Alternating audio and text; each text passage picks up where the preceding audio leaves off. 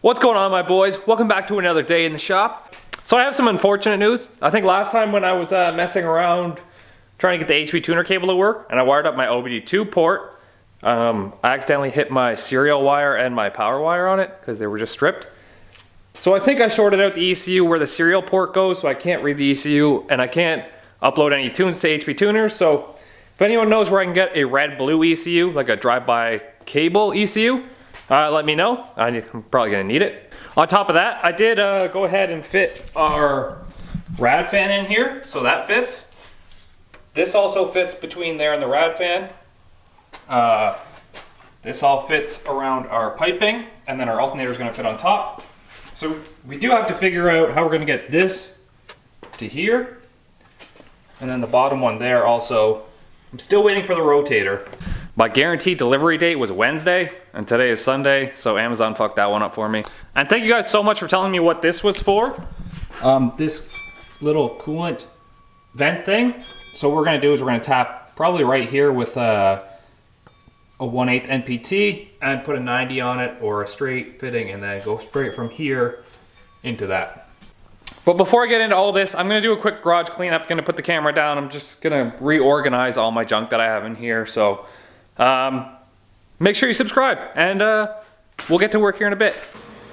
So it's time to do what we can with what we have. First things first, we're gonna take this water pump off. We're gonna tap it like you guys told me to and get that little coolant line fished in. I forgot to show you, but yeah, our work area is a bit nicer to work in right now. I should have took the time to clean up earlier, but you know, shit happens when you party naked.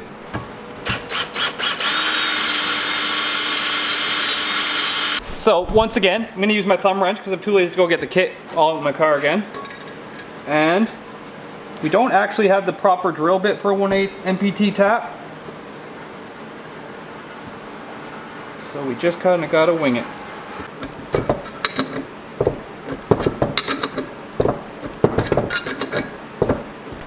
I thought I had an 1/8 NPT to barb fitting, but apparently I do not. Odd. Well, since the coolant thing's a bust for now, we'll pull this radiator out.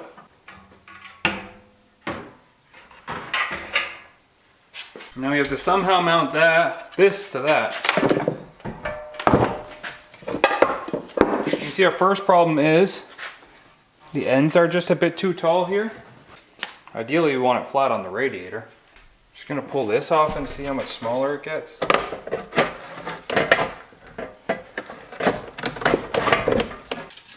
So it's just a bit too wide.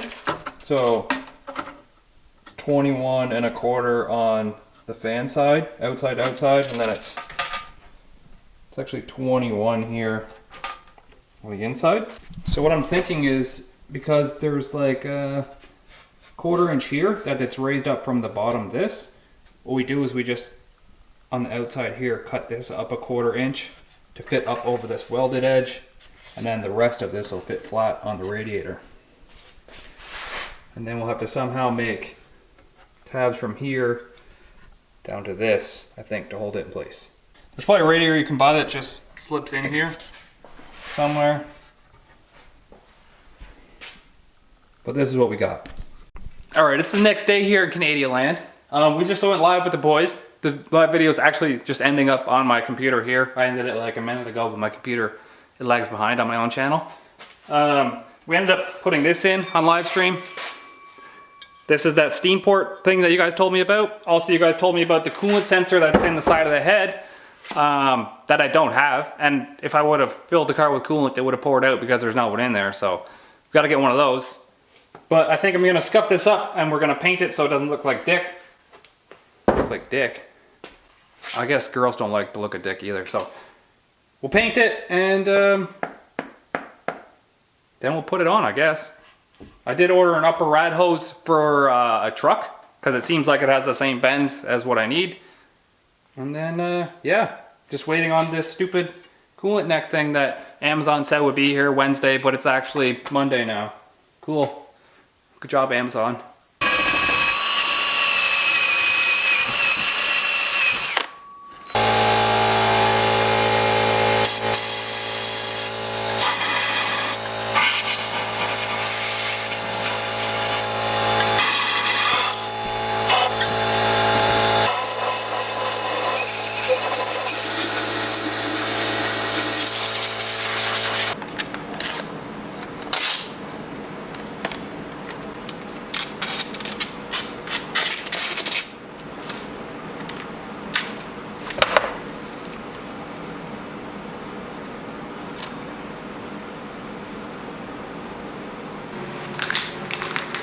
Now, it doesn't have to be perfect, it just has to be better than it was.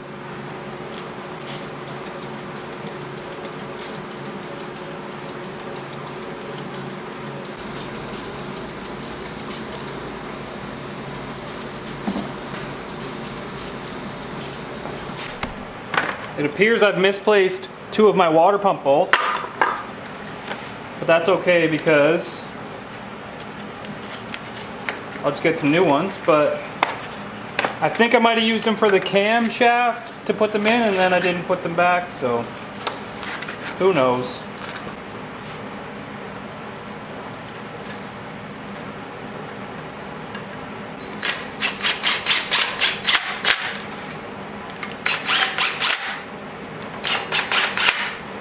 Does that make you guys happier now?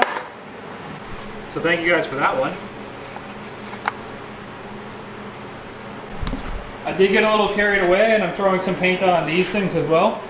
That's like the tensioner, and then this is where the alternator and power steering bracket is. I do have some lines and I'm gonna see if I can run some heater lines from here up to here. So let's see if we can figure that out. Because a heater would be nice in Alberta land, in Canadian land.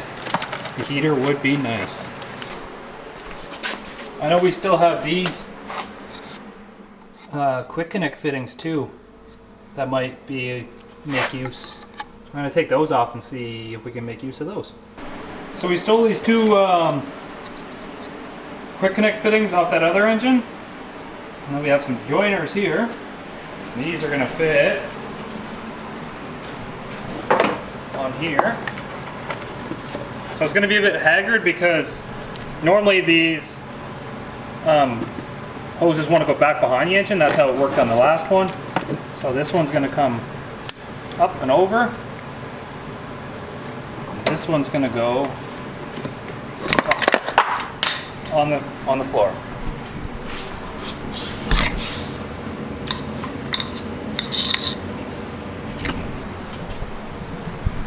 Take 2. Right here. That one and that one. So now they're both pointing down. See what I did there? Sweet. We also got some heater hose. So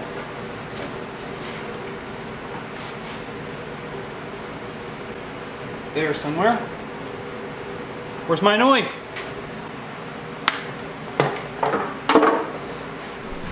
Perfect. Just goes from here. Runs along here. We're gonna have to get some P-clamps just to clamp that onto the shock tower here. I needed it a bit higher to stay away from the manifold. And then they just need some clamps here, and then that's it. They go into the heater core. We have heat. I actually think the module for adjusting the heater core is on the back of that engine over there. So it might just be full blast heat all the time, but it's gonna be better than nothing when it's minus 30 outside. So it might just be full blast heat all the time, but it's gonna be better than nothing when it's minus 30 outside. So I'm just in here editing the video, and I got a email from Canada Postland. They're like, hey, we put something in your mailbox, so let's go see if they actually put something in my mailbox. Canadian land.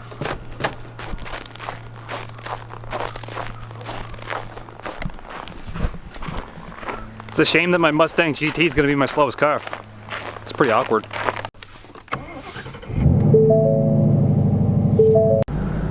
Look, they have packages in their truck. Maybe mine's there. Ha! Too boosted lifestyle. Don't look at my address. Don't send me dildos. We did get 2 things though. This thing and this thing.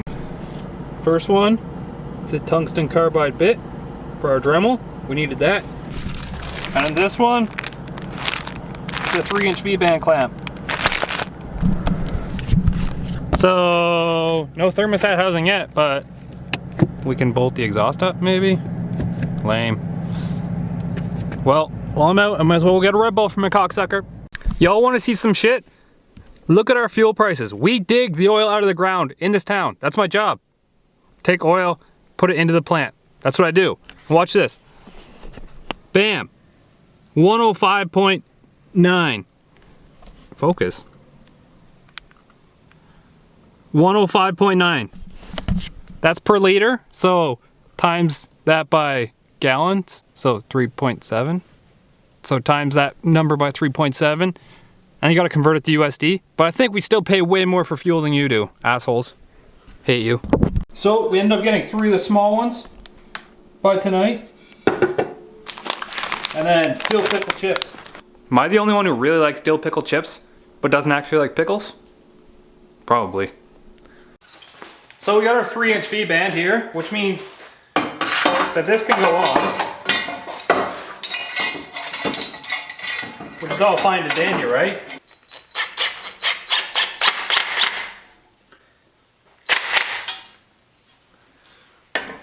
Cool, right?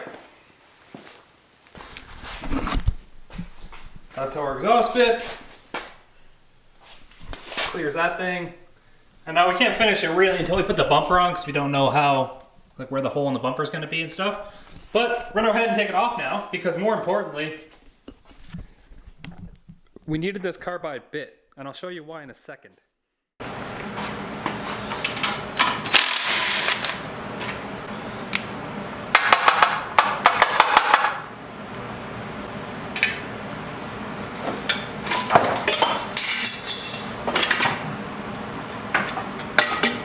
Now the reason we wanted the carbide bit is because we're gonna Dremel down this to make this flush because we protruded a little bit here. Same thing on the other side. We protruded a lot more on this side. And then inside this as well, we can smooth down this part right there. You can see how it protrudes there on the sides. We'll just smooth that down a bit so it's a bit better transition. And on the end here, you can see there, and then this one's definitely huge. We can also use this tool to grind down a little bit of the weld here, like precisely so the V-band has a better area to grab here because it looks like it's actually hitting this weld a little bit, especially on this one here too.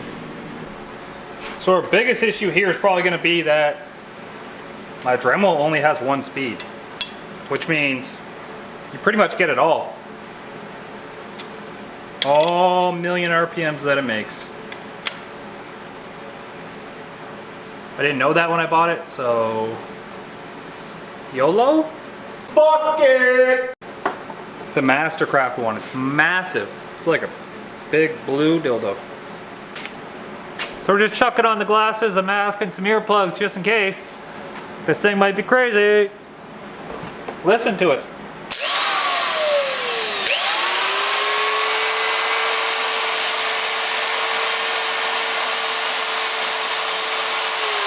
I'm fogging up. I can't see shit. But it's working well. It's actually working like it's not too aggressive. I can still handle it. Get it? I'm holding a big round thing and I said it wasn't that aggressive. I can still handle it. That was really gay. However, the shavings are getting in my hair. I can't see shit with these glasses.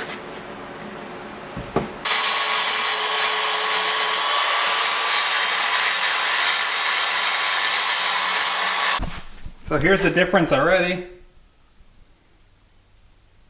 See, it's much smoother. I don't want to take too much off where I welded it because I might crack, because I had to fill a lot here, so I don't want those to crack, and I definitely don't want the corners to crack at all either. So before on this one,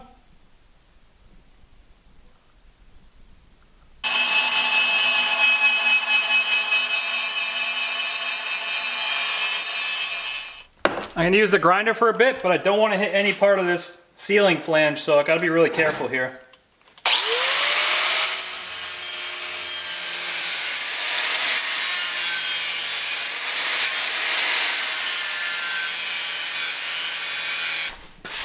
This one I did nick the flange a little bit in a couple spots. Not too bad. A little bit of burr here, but it's way smoother than it was before, that's for sure. So, admittedly, I probably could have saved myself a lot of time and money just by switching to Geico. But for reals, probably could have saved a lot of time just by like cutting the pipes the right length before I welded them. So that's something I'll learn for next time. Put this back up, I guess.